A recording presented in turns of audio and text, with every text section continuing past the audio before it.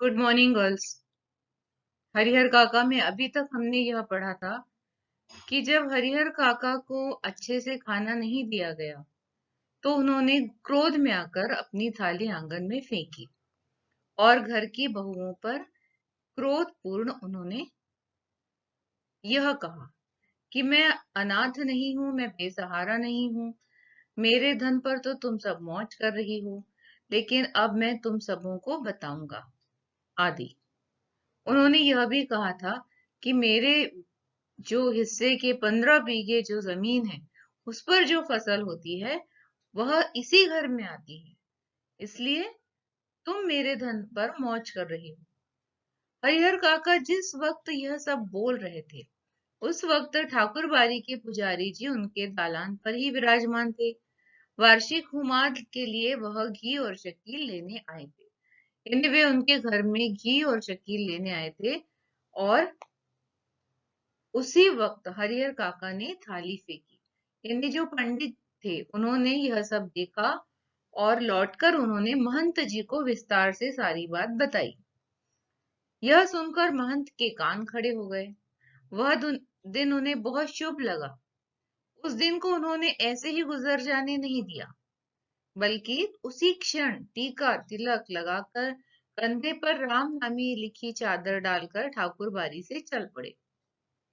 यह सब लिखने से यह स्पष्ट होता है कि जो महंत थे वह पाखंडी था। टीका तिलक, कंधे पर राम नाम की चादर, ये सब डालकर वह ठाकुर बाड़ी से हरिहर काका के घर की ओर चले। संयोग अच्छा था, हरिहर के दालान तक नहीं जाना पड़ा, क्योंकि हरिहर काका ही क्रोध से परिपूर्ण होकर अपना घर छोड़कर खलिहान की तरफ जा रहे थे। लेकिन महंत जी ने उन्हें खलिहान तक जाने नहीं दिया, क्योंकि उसके अंदर एक कपट था, महंत के अंदर। इसलिए उसने उन्हें उनके भाइयों के पास जाने नहीं दिया। वास्तव में हरिहर काका अपने भाइयों को जाकर शिकायत करने वाले थे कि आज उनके साथ घर में क्या सलूक हुआ था। लेकिन महंत जी ने उन्हें खलिहान की ओर नहीं जाने दिया, बल्कि अपने साथ ठाकुर बाड़ी ले गए। फिर उन्हें एकांत कमरे में बैठाया, खूब प्रेम से समझाने लगे, हरिहर, यहाँ कोई किसी का नहीं है, सब माया का बंधन है। तू तो धार्मिक प्रवृत्ति का आदमी है, मैं समझ नहीं पा रहा हूँ कि तुम इस बंधन में कैसे फंस गए। महंत अब हरिहर काका के दिमाग में अपने भाइयों के प्रति नफरत और अपने प्रति आकर्षण पैदा करना चाह रहे थे, और इसलिए उन्होंने क्या कहा कि हरिहर, कि मुझे समझ में नहीं आ रहा है कि तुम्हारा ना घर है ना परिवार है। यानी तुम्हारी पत्नी नहीं है, तुम्हारी कोई बच्चे नहीं है, तो फिर तुम अपने भाइयों के परिवारों के साथ इस प्रकार जैसे रह रहे हो, इसका कोई तात्पर्य नहीं है। ये तो सब माया का बंधन है। माया का बंधन है यानी तुम्हारे पास पैसा है, जमीन है, इसलिए तुम्हारे भाई तुमसे जुड़े हुए हैं, और तुम तो धार्मिक प्रवृत्ति के आदमी हो। मैं समझ नहीं पा रहा कि तुम अपने परिवार में कैसे फंसे हो अभी तक। ईश्वर में भक्ति लगाओ, उसके सिवाय तुम्हारा अपना कोई नहीं। पत्नी, बेटे, भाई, बंधु सब स्वार्थ के साथी हैं। तो इस प्रकार जो महंत था वह हरिहर काका के दिमाग में इस प्रकार की नफरत डाल रहा, और इस प्रकार वह उन्हें अपने भाइयों के परिवार से तोड़ने की साजिश कर रहा था।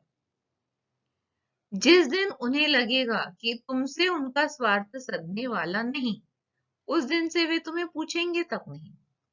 इन्हें भाइयों के प्रति उसके मन में जो प्रेम था उसे वह समाप्त करना चाह रहे थे। और उन्होंने कहा कि जिस दिन भाइयों को लगेगा कि उनसे तुम्हारा कोई हित नहीं है तो वो तुमसे बात भी नहीं करेंगे। इसलिए ज्ञानी संत महात्मा ईश्वर को छोड़कर और किसी से प्रेम नहीं करते। तुम्हारे हिस्से में जो 15 बीघे खेत हैं, उसी के चलते तुम्हारे परिवार वाले तुम्हें पकड़े हुए हैं। तुम एक दिन कहकर तो देख लो कि तुम अपना खेत उन्हें ना देकर किसी और को लिख दोगे, बस वे तुमसे बोलना भी बंद कर देंगे। पत्नी, बेटे, भाई, बंधु सब स्वार्थ के साथी हैं। We have done this. तुम्हारे हिस्से में 15 बीघे जो खेत हैं, उसी के चलते तुम्हारे भाई के परिवार वाले तुम्हें पकड़े हैं। तुम एक दिन उनसे कहकर तो देख लो कि तुम उन्हें अपना खेत न देकर किसी और को दोगे, तो वो तुमसे बातचीत करना तक बंद कर देंगे। खून का रिश्ता खत्म हो जाएगा। तुम्हारे भले के लिए मैं बहुत दिनों से सोच रहा था, लेकिन संकोचवश कह नहीं पा रहा था। यानी आज बहन अपने मन की बात हरिहर काका को बता रहे हैं और ये बता रहे हैं कि मैं बहुत दिनों से सोच रहा था तुमसे कुछ कहने के लिए, लेकिन मुझे बहुत संकोच हो रहा था, लेकिन आज कह देता हूँ, क्योंकि आज उन्हें बड़ा उचित मुहूर्त लग रहा था। तुम अपने हिस्से का खेत ठाकुर जी के नाम पर लिख दो, सीधे वैकुंठ को प्राप्त करोगे। तीनों लोकों में तुम्हारी कीर्ति जगमगा उठेगी। जब तक चांद सूरज रहेंगे तब तक लोग तुम्हें याद करेंगे। ठाकुर जी के नाम पर जमीन लिख देना तुम्हारे जीवन का महान दान होगा।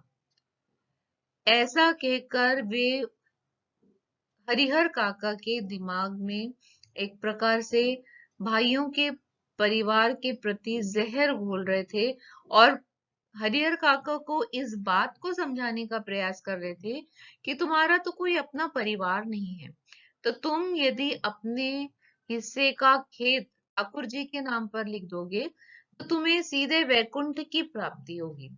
वैकुंठ की प्राप्ति यानी विष्णु लोक प्राप्त करोगे। इस प्रकार यहाँ पर हरिहर काका की चापलूसी की जा रही है और ये उस महंत का पाखंड है, दिखावा है कि वे सिर्फ दिखावे के महंत हैं। वास्तव में ये बहुत बड़े लुटेरे हैं जो दूसरों की धन संपत्ति पर नजर गड़ाकर रखते हैं। उसने आगे कहा कि तीनों लोकों में तुम्हारी कीर्ति जगमगा उठेगी। हरिहर काका को इस प्रकार वह भड़का रहे थे कि तुम अपना खेत ठाकुर जी के नाम लिख दोगे तो तुम्हें वैकुंठ की प्राप्ति होगी, तीनों लोकों में तुम्हारी कीर्ति जगमगा उठेगी और जब तक चांद सूरज रहेंगे तब तक लोग तुम्हें याद रखेंगे। भले महंत को मालूम नहीं कि उसका आगे क्या होगा, लेकिन वो हरिहर काका को परलोक की बातें बता रहे हैं कि जब तक चांद सूरज रहेंगे तब तक लोग तुम्हें याद रखेंगे। ठाकुर जी के नाम पर जमीन लिख देना तुम्हारे जीवन का महान दान होगा। साधु संत तुम्हारे पांव पखारेंगे। पांव पखारने का मतलब होता है पांव धुलाएंगे, धोना। पांव पखारना यानी तुम्हारे पैर धोएंगे। सभी तुम्हारा यशोगान करेंगे और जो लोग हैं सब तुम्हारे यश का गुणगान करेंगे। तुम्हारा यह जीवन तो सार्थक हो ही जाएगा। यानी जब लोग तुम्हारे पैर धोएंगे, तुम्हारा यशोगान करेंगे, तो तुम्हारा इहलोक यानी ये वाला जो जीवन है वह तो सार्थक होगा ही और शेष जिंदगी तुम आराम से ठाकुरबारी में गुजारना। तुम्हें किसी चीज की कमी नहीं होगी। एक मांगोगे तो चार हाजिर की जाएगी। हम तुम्हें सिर आंखों पर उठाकर रखेंगे। ठाकुर जी के साथ साथ तुम्हारी भी आरती लगाएंगे। चापलूसी की हद देखो कि ठाकुर जी की जो आरती करते हैं, कहाँ वो ईश्वर और कहाँ एक मानव। लेकिन क्योंकि अभी उनसे अपना स्वार्थ साधना था, इसलिए बहुत ज्यादा उन्हें उनकी चापलूसी की जा रही थी ताकि खुश होकर हरिहर काका या फिर उनके बहकावे में आकर हरिहर काका अपनी जायदाद ठाकुर जी के नाम कर दें। और उन्होंने कहा कि एक आरती ठाकुर जी की होगी और उसके साथ तुम्हारी भी आरती होगी। भाई का परिवार तुम्हारे लिए कुछ नहीं करेगा। पता नहीं पूर्व जन्म में तुमने ऐसा कौन सा पाप किया था कि तुम्हारी दोनों पत्नियां अकाल मृत्यु को प्राप्त हुई। तुमने औलाद का मुंह तक नहीं देखा। अपना ये जो समय है यह बिना कारण मत जाने दो। ईश्वर को एक दोगे तो 10 देगा। इस प्रकार उसे बहकाया जा रहा था। इस बात के लिए उसे बहुत ज्यादा प्रेरित किया जा रहा था कि वो झट से अपनी जायदाद ठाकुरबाड़ी के नाम लिख दे। मैं अपने लिए तो तुमसे कुछ मांग नहीं रहा हूं, तुम्हारा यह लोक और परलोक दोनों बन जाएंगे। इन्हें तुम्हारा यह लोक भी सुधर जाएगा और जब महादान करोगे तो तुम विष्णु लोक प्राप्त करोगे और तुम्हारा परलोक भी बन जाएगा। इसकी राह मैं तुम्हें बता रहा हूं। और आगे कह रहे हैं कि इसकी राह कि कैसे यह सब साधना मैं तुम्हें समझा रहा हूँ। हरिहर देर तक महंत की बातें सुनते रहे। महंत जी की बातें उनके मन में बैठती जा रही थी। तो इतनी क्रोध की अवस्था में वे निकले थे, उसका फायदा लेकर महंत ने उन्हें अपने झांसे में लिया और उन्होंने कहा कि लोक परलोक दोनों के बारे में जब समझाया तो महंत जी की बातें हरिहर काका के मन में बैठती जा रही थी। क्या सोच रहे थे हरिहर काका? ठीक ही तो कह रहे हैं महंत जी। कौन किसका है? 15 बीघे खेत की फसल भाइयों के परिवार को देते हैं, तब तो कोई पूछता नहीं। अगर कुछ न दे तब क्या हालत होगी? उनके जीवन में तो यह स्थिति है, मरने के बाद कौन उन्हें याद करेगा? यानी जीते जी जब भाइयों के परिवार वाले उन्हें पूछते नहीं है, तो जब वो मर जाएंगे तो उन्हें कौन याद करेगा? सीधे सीधे खेत हड़प लिए जाएंगे और कुछ नहीं। ठाकुर जी के नाम लिख देंगे तो पुश्तों तक लोग याद करेंगे। पुश्तों यानी पीढ़ियों तक, जनरेशंस, कई पीढ़ियों तक लोग उन्हें याद करेंगे। अब तक के जीवन में तो ईश्वर के लिए उन्होंने कुछ किया नहीं, अंतिम समय में यह बड़ा पुण्य कमा लेंगे। यह सोचते हुए भी हरिहर काका का मुख नहीं खुल रहा था। यानी ये सारी बातें उनके मन में उस महंत के बहकाने के कारण तो आ रही थी, लेकिन अपने भाइयों के प्रति उनके मन में जो प्रेम था, उसी के कारण उनका मुख नहीं खुल रहा था कि भाइयों का परिवार तो अपना होता है। उनको न देकर ठाकुर बारी को यदि जमीन दे दी जाए तो वह अपने भाइयों के साथ धोखा और विश्वासघात होगा। यानी हरिहर काका ने यह सोचा कि ऐसा धोखा वे अपने भाई को नहीं दे सकते। Follow children. अपनी बात समाप्त करके महंत जी प्रतिक्रिया जानने के लिए हरिहर की ओर देखने लगे। यानी महंत जी ने अपना पूरा हुनर दिखा दिया कि किस प्रकार वह किसी को बहका सकते हैं और उनकी जमीन को छीन सकते हैं। और अब प्रतिक्रिया जानने के लिए वे हरिहर की ओर देखने लगे। उन्होंने मुंह से तो कुछ नहीं कहा, लेकिन उनके चेहरे के परिवर्तित भाव को महंत जी की अनुभवी आंखों ने पढ़ लिया। वह उनसे छिपी नहीं रही। अपनी सफलता पर महंत जी को बहुत खुशी हो रही थी। महंत जी फूले नहीं समा रहे थे कि उन्होंने कितना बड़ा काम कर दिया। जो कई महीनों से जो सोच रहे थे, आज वो पूरा होने जा रहा है। इसलिए उनके मन में बहुत खुशी थी। उन्होंने सही जगह पर वार किया, ऐसा उन्हें लग रहा था।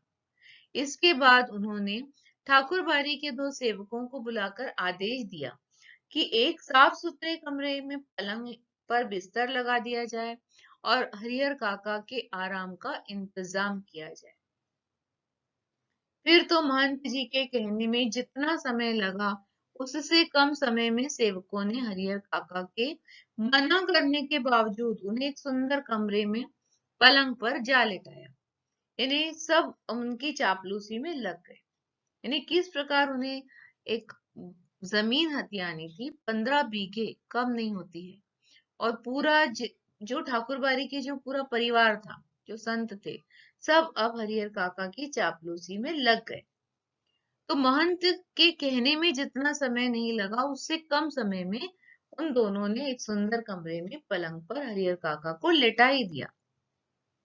फिर महंत जी उन्होंने पुजारी जी को यह समझाया कि हरिहर के लिए विशेष भोजन की व्यवस्था की जाए, क्योंकि उन्हें मालूम था कि आज उन्होंने जो क्रोध किया है वो भोजन के लिए ही किया है, और इसलिए विशेष रूप के से भोजन बनाने की उन्होंने आज्ञा दी। हरिहर काका को महंत जी एक उद्देश्य से ले गए थे और इसलिए ठाकुर बाड़ी में चहल पहल शुरू हो गई। ये उद्देश्य क्या था? उनकी जमीन हड़पना और ठाकुर बाड़ी के नाम कर लेना। ठाकुर बाड़ी के संत और महात्मा इसी काम में बहुत निपुण थे।